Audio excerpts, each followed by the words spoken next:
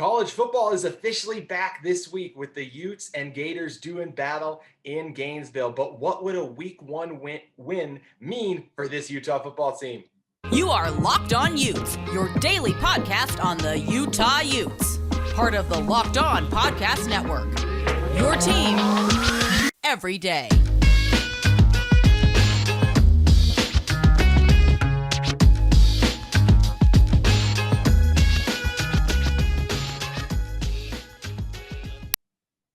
Hello, everyone. My name is JT Wistrcill, and thank you for making Locked On Utes your first listen every single day. This episode, I'd like to thank LinkedIn Jobs for being the official college football recruiting sponsor across the Locked On College Network. LinkedIn Jobs helps you find the candidates you want to talk to faster. Post your job for free at linkedin.com/lockedoncollege. Terms and conditions may apply. Excited for today's show to be joined by the Salt Lake Tribunes, Josh Newman. Josh, thank you for joining us today. Appreciate you having me, JT. Josh, you wrote a piece earlier this week talking about how this is the most important season opener in Utah history, and I personally couldn't agree more. I know there's some people are bringing up the game versus Michigan back in 2008, but the expectations weren't the same coming into this season. I think what's Utah getting their highest preseason ranking they've ever had before, as well as just the expectations on this team and the things they could potentially do. There's lots of people who have them in the top 4 even in their personal AP polls that were submitted. This is a team a lot of people think could reach the college football playoff, myself included, if things go correctly. So all that starts with getting a huge win versus an SEC team that I think in a lot of ways people have kind of wondered, okay, is this Utah team legit? The way you do that is by getting a win against a big-time Florida team. Even if they're in a little bit of a rebuilding phase, it's still a win versus an SEC team.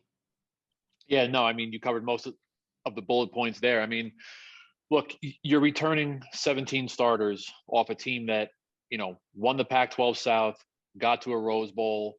So when you return, the quarterback, the running back, 60% of your offensive line who started last season, 2 legitimate pass catching tight ends, your secondary is healthy, including your All-American cornerback in Clark Phillips. So when you accomplish what you accomplished last year and you return what you're returning, expectations are going to be very high. And yeah, part of the expectations, right? You're number 8 in the coaches poll. You're number 7 in the AP poll. This Florida opener is the most important opener in the history of Utah football. If you win this game, objectively, everything is on the table. If you win this game, you can finish the season undefeated, right? You can be 13-0, standing as a Power 5 conference champion. If you are a 13-0 Power 5 conference champion, you're very likely not getting left out of the college football playoff. That just doesn't happen. Now, in fairness, if Utah were to lose this game, you can still get to the college football playoff, but the margin for error becomes much, much slimmer. If you lose the Florida game, you probably have to run the table from there out. You probably have to finish, 12-1, win the Pac-12 again. But the history of, there have been some instances where one-loss Power 5 champions get left out of the playoff. That has happened. It's rare, but it has happened. So if you win the game at Florida, all avenues are open. All of your long-term, biggest picture goals are still out there. There's a lot to be had. And then, besides the playoff, national recognition, national perception of Utah, I feel, especially down the stretch last season. Think about how last season ended, right? You smash Oregon at Rice-Eccles Stadium when Oregon was number 3, potentially headed towards the college football playoff. Mm-hmm. So you win that, you beat Oregon again 13 days later to win the Pac-12, and then you play this, epic Rose Bowl against Ohio State. You lose that game, but still the perception of Utah football has grown exponentially because of what happened last season. So again, going into Florida, as you said, retooling Florida team, first-year head coach in Billy Napier, not a team that is projected to even win its division in the SEC. But the fact remains, it's an SEC program, one of the toughest environments in all of college football, primetime game on ESPN, under the lights. If you win this game, forget the playoff. If you win this game, the perception of Utah football will only continue to grow in a positive manner. And as well, this is a Utah team that if they win their first week, they'll move up in the AP poll as well as the coaches poll as well, I would assume, because you're looking at that Notre Dame Ohio State matchup. Week one of those teams is going to knock each other off. More than likely going to be Notre Dame going down there. So only continue to increase as well. And as you mentioned, it's so much easier to start at the top, I feel like. And sometimes if you lose your very first game, it can be okay. You can build up from there because it is a long season, but still such an advantage to start at the top, especially when your first game in a lot of ways very well could be your toughest game, because I personally don't think people understand, like, yes, Florida isn't one of the top teams in the SEC going into the season, but it's still a cross-country road game pretty much in an environment in terms of the weather's already been talked about a little bit, and especially the atmosphere. Just for the first game of Coach Napier's tenure, it's going to be a packed house as well. So going from there, all those factors considered, I think is what makes this such a huge game. And when you're looking at it from Utah's perspective as well, Josh, going into this game, what do you think are the biggest things this Utah team needs to do to get that win down in Gainesville week one? Because for me, I think it really starts in the trenches. I feel like they have to be consistent there, get after Anthony Richardson, as well as protect Cam Rising, something they did a really good job of last year. But what do you think some of the biggest keys are? Yeah, we've talked about the offensive line ad nauseum this month. Again, 60% of the projected starters this year started last year. So, there's been a lot made about, in general, Utah's offensive line and Jim Harding, the offensive line coach, about how they tend to start slow in some years. And in most years, that's okay because you're playing Weber State, you're playing Southern Utah, you're playing Idaho State. You can plug in some young guys and see what you have and work on your depth. And those first, that first game or two is generally a good time, to try to figure some things out. But Utah is obviously, they're going into the deep end here. Okay. This isn't Weber. This isn't Southern Utah. This is Florida, right? Real deal SEC cross-country trip on the road. You have to have the offensive line figured out week one. You have to have those guys ready to go. So that's a major storyline as we head towards Gainesville is what is the offensive line going to look like immediately? Because we remember last year, right? Going through camp, last August, the offensive line was banged up. You had guys shuffling positions. They were not good for the first 2 or 3 weeks until they figured it out. So there's not a whole lot of time for that. And then I think the other thing two more things stick out to me, one on offense, one on defense. Offensively, a big storyline of camp this month has been Kyle Whittingham's desire to have Cam Rising go down the field more. Okay. And that goes back to, the strength of his surgically repaired shoulder. Rising says that his shoulder is feeling much better than a year ago. You think Devon Valley can be that guy that can go, outside over the top of a defender. You think that Solomon Enos can also be that guy, big, physical target. Money Parks in the slot, presumably taking over for Britton Covey. So what does the wide receiver core look like? Because the wide receiver position has not been a huge position of strength for the last few years. And then defensively, linebacker. What are they doing at linebacker? Devin Lloyd, Nephi Sewell gone to the NFL. You don't just replace a couple of guys like that, but that position room, the linebacker room, at least to me, is the most talented room, the deepest room within the defense, but those guys are just mostly pretty green. They haven't played a ton, okay? So what are we looking at here?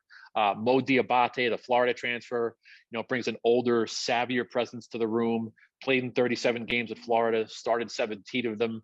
And then you start getting into, Kareni Reed, played well in spots last year as a freshman. Lander Barton, right? 18-year-old true freshman, 4-star, big dog recruit. Lander Barton, again, no shallow end. So, they're going to throw Lander Barton into the deep end here, game one, to see what he can do. So, and I've said this and I've written this, many times over the last 8 months. Very talented Utah team. They don't have a ton of questions around the roster, but the questions they do have are vitally important. Wide receiver and linebacker. So very, very intrigued to see how this all plays out. We've been talking about this forever and writing about this forever. I'm looking forward to finally getting to Gainesville and really getting a better gauge of what we're looking at.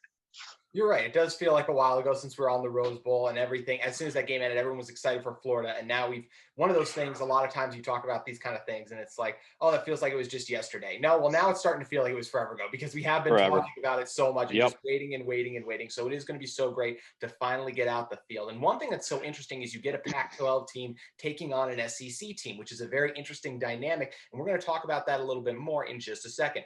But first, want to take a second and tell you guys about a message from the NHTSA. Are you one of those people who think it's okay to drive stoned? What's the worst that can happen? You end up driving below the speed limit. It's no big deal, right? Wrong. The truth is your reaction time is slowed way down when you're high. You not only put yourself in danger, but everyone else around you. Talk about a buzzkill. Stop kidding yourself. It's not okay to drive high. If you've been using marijuana in any form, do not get behind the wheel. If you feel different, you drive different. Drive high, get a DUI. So Josh, one thing that makes this first game so interesting is you get Utah, a Pac-12 team, heading down to the SEC to take on Florida. And when you're talking about in terms of how college football conferences are viewed at a Power 5 level, nationally, the SEC would be at the top and the Pac-12 would be at the bottom, according to most people. And I think that's one thing that makes this matchup so interesting as well, is you get a lot of people who have, even though Utah is getting a high ranking, I think a lot of people are looking at Utah like, what have they done? Sure, they won the Pac-12, but who is it there? And I'm curious for you, as someone who lived in New York, what do you think about the perception that the national media has about the Pac-12? And it's something that I think in a lot of ways, it can be argued in terms of it being at the bottom, because you look at it, you only have teams in like Washington, Oregon are the only two Pac-12 teams that ever have made the college football playoff. And it's not like every year the Pac-12 has been at the bottom, but just when you look at the consistency of the last 10 years, it does feel like the Pac-12 has been there. And I think it's why a team like Utah, even though they're really good, a lot of people on that East Coast still disrespect them.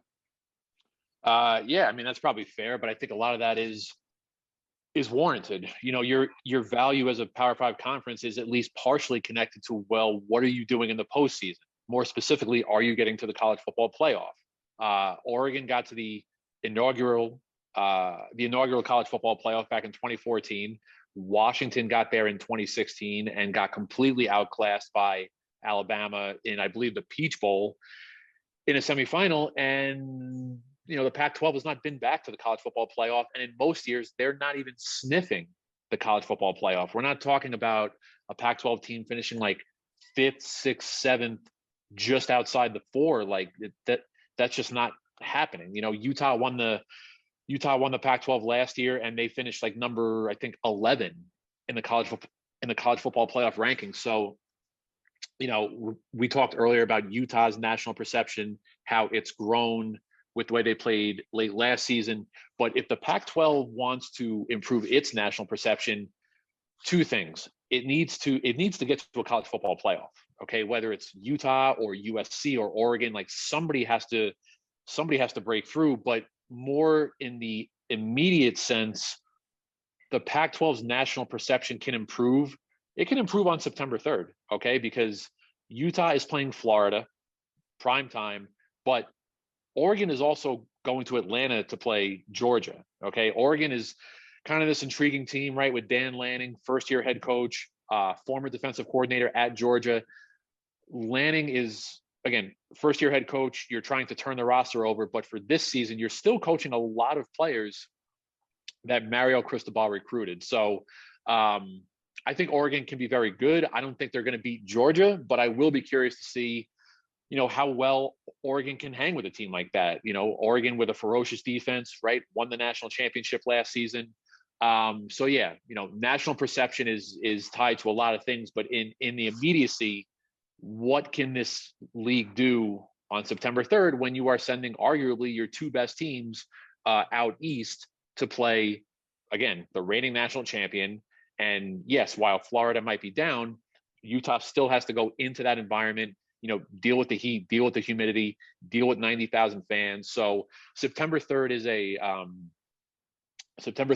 very important day for the Pac-12 as a whole, going to play those two games.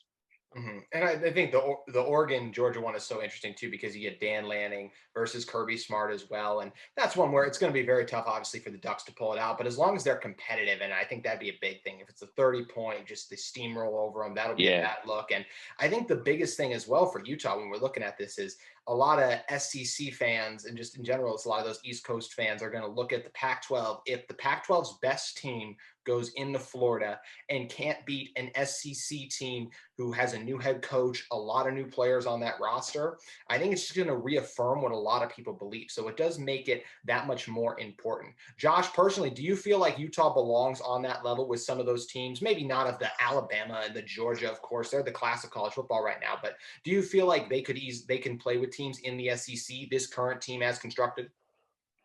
Oh, this current team, yes. Yes. I think this current Utah team certainly has enough to, look, you look at the rosters, you look at the depth, like Utah's 22 is clearly objectively better than Florida's 22. Like Utah 100%.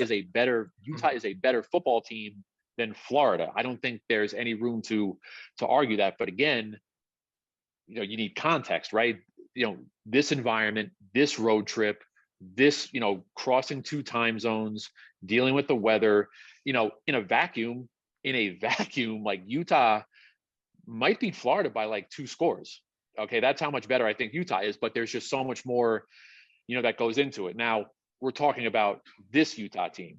If you want to talk about a general sense, like should Utah's program be viewed like on the level, like should this be happening like every year? Should they be, beating an SEC team every year, playing with an SEC team every year, being ranked number 7, you're among some of the giants of the sport? No, I don't think Utah's program is at the point where this should be an every year thing.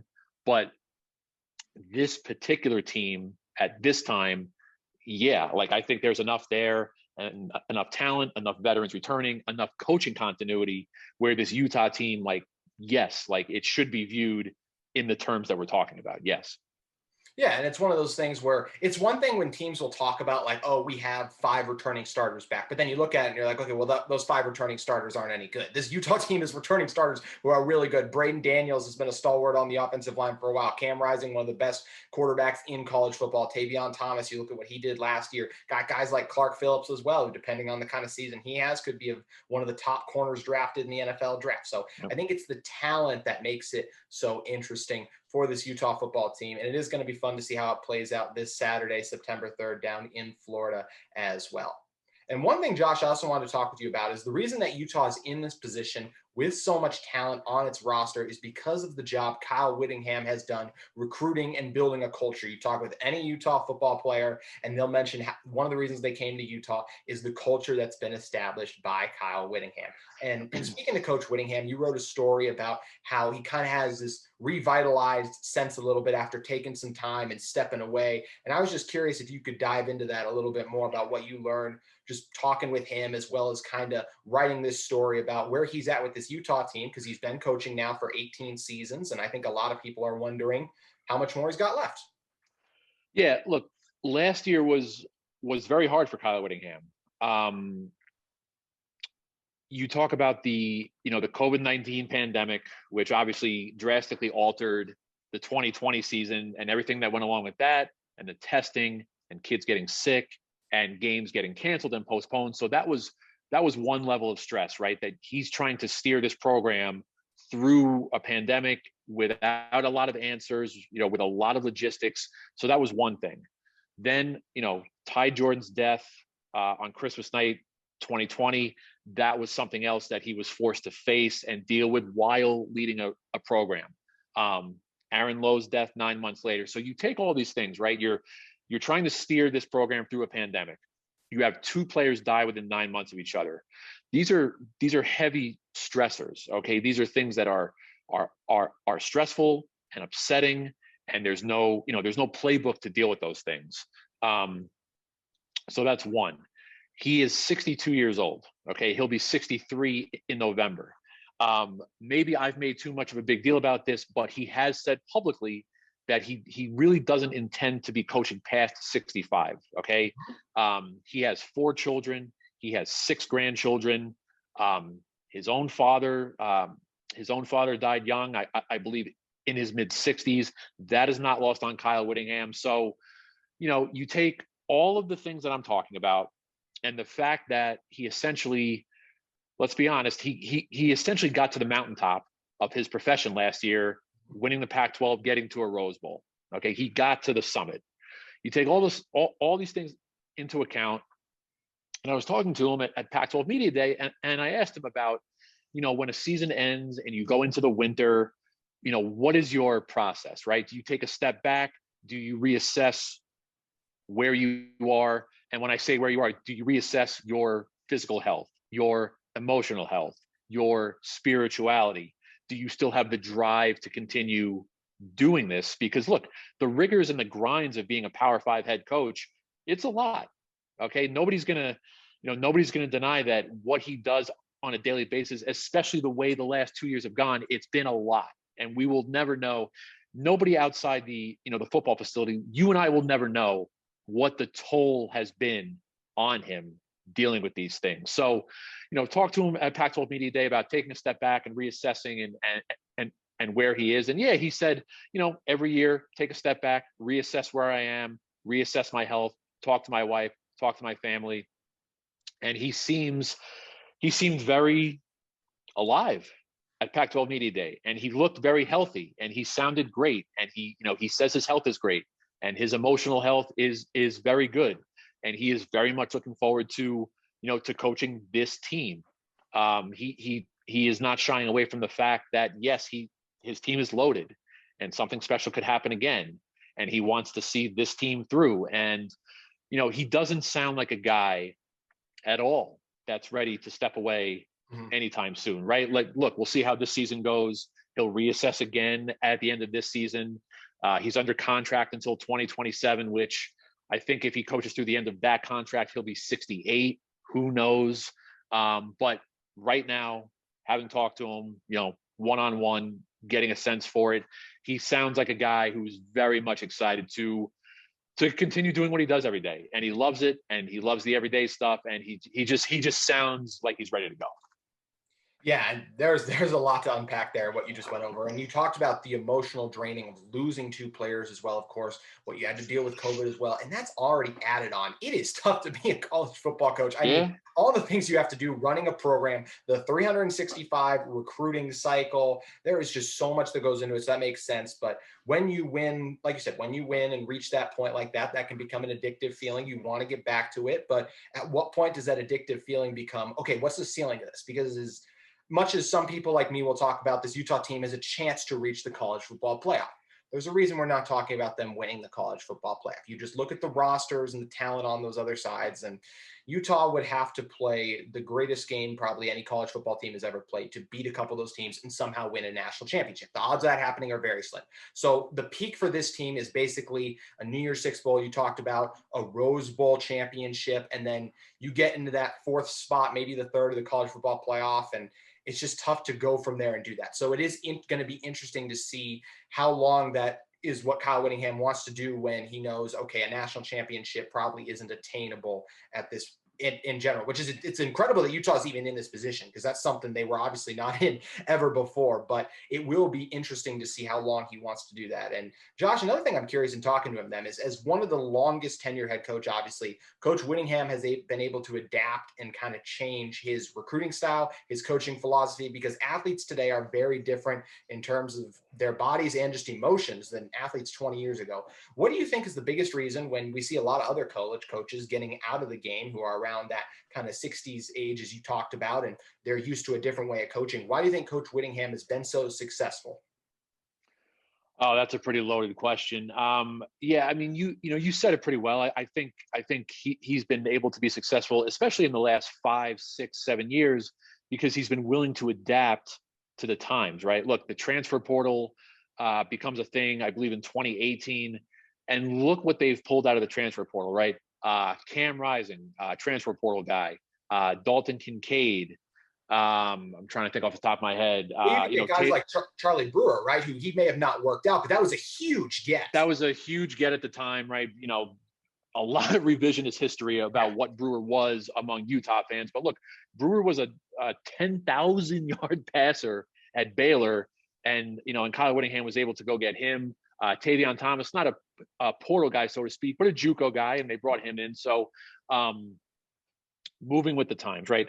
The transfer portal, the NIL stuff now is still a new phenomenon, a new headache, but the staff and the administration is trying to get on board and do a good job with that. Just in offensive philosophy, I mean, Utah forever is a run heavy team, run.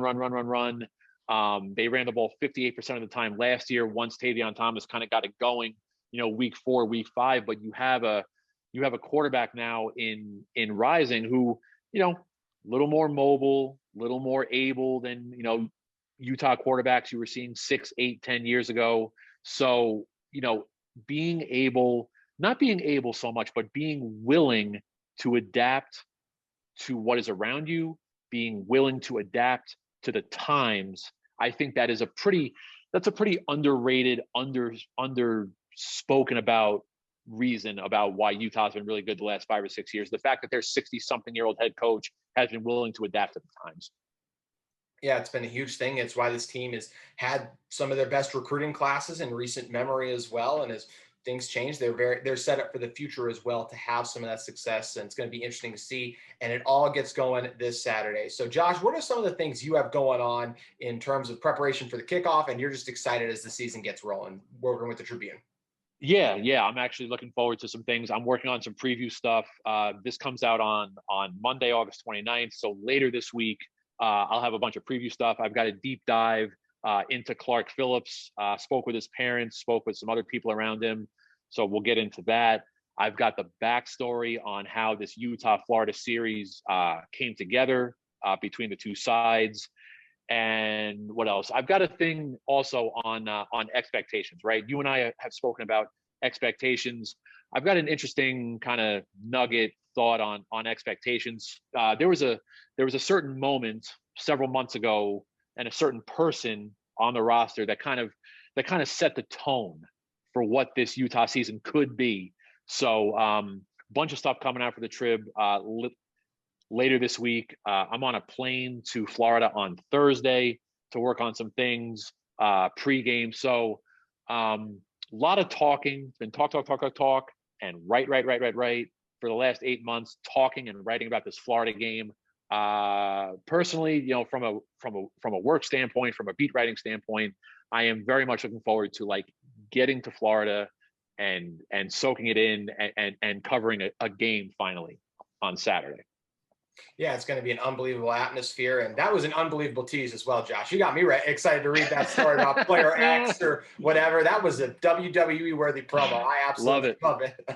So if you guys want to see more Josh, make sure you guys follow Josh Newman on Twitter, as well as subscribe to the Salt Lake Tribune to get great content from Josh. If you guys are in the market for a second listen every day, we also recommend you check out the Locked On Pac-12 podcast, where host Spencer McLaughlin and other local experts will take you around the conference in under 30 minutes. Lots of season previews. And of course, week 1 is right here. So there's going to be lots of previews as well coming up for the first week of games. It is so great to have college football back. We thank all of you who have tuned in to the Locked On Utes podcast and look forward to being with you for lots of in-season coverage.